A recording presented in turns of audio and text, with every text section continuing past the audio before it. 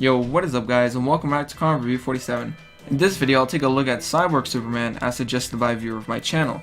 As always, feel free to leave suggestions in the comment section below. Anyways, there have been two people who have called themselves Cyborg Superman. The original and most important one is Henshaw, and the second is zor-el, who's a Kryptonian and is shown in the New 52. Henshaw first appeared in the Adventures of Superman number 466 back in May of 1990. He and his crew were on a mission to launch a rocket in space. The strange part about this was that the rocket was getting covered in radiated solar flares. This caused the rocket ship to crash.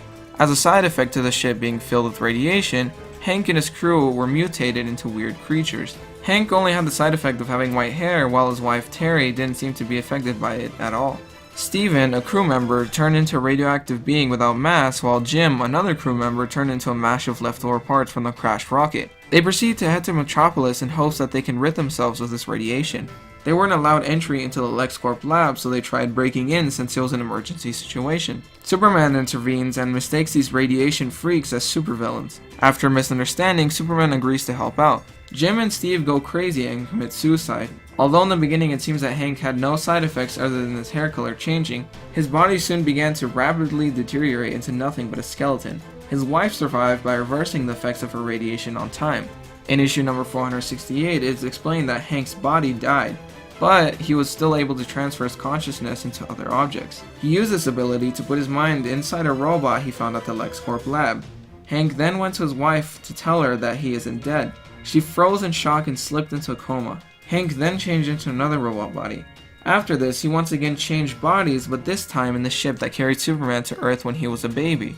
He used this to escape and wasn't seen again after this for a while. Later, he appeared in Adventures of Superman number 500 as Cyborg Superman, where he is shown lasering Superman's honorary death plaque since Superman was dead at this time. He then claimed to be back from the dead as the real Superman. But how did he acquire this new body? And why did he want to become the new Superman? Well, in Superman issue 81, it explains what happened after he escaped with his consciousness still in Superman's old ship. Hank went past planets while examining their knowledge until landing on a planet named Paraton 5.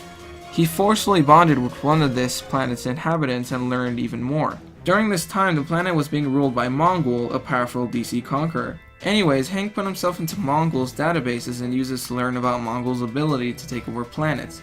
He realized that he could use Mongul to help take over Earth, so he plants his consciousness into one of Mongul's ships and strikes fear and pain into Mongul. Using Superman's genetic code, which he had from his ship and his newly acquired body, he became Cyborg Superman. He wanted revenge against Superman as it was his fault that the cosmic rays made him the way he was. Superman threw the Eradicator into the sun, and one of the solar flares hit Hank's ships back when he was still human, which caused his origin story. Henshaw was also a member of the Sinestro Corps. This suits him very well as he can strike fear into even Mongul, who's a conqueror of worlds. This was shown in a one-shot titled Tales of the Sinestro Corps Presents Cyborg Superman. This issue also has a revived version of Henshaw's origin, which I recommend you check out. Hank also reappears in DC Rebirth, putting together a team of villains to destroy Superman. The second Cyborg Superman is zor-el. He doesn't appear much when he's first shown as Cyborg Superman in the New 52 in Supergirl number 21, although he's only shown in one panel. In the next issue, he's shown as someone trying to help Supergirl get everything she has always wanted. It turns out that he wanted to use her to take her body since he was a cyborg without a real organic body. Sounds pretty creepy to me. This version of Cyborg Superman has an origin which is explained in Action Comics number 23.1 as a one-shot issue. It is explained that after the death of the planet Krypton, Brainiac has came a few months later in search of survivors. His goal is to find a strong survivor to create a perfect being. He finds zor-el, a friend of jor-el, who was also Superman's dad. Brainiac then genetically modifies him and removes his memories. He has made zor-el into the perfect Kryptonian, who is now Brainiac's assistant.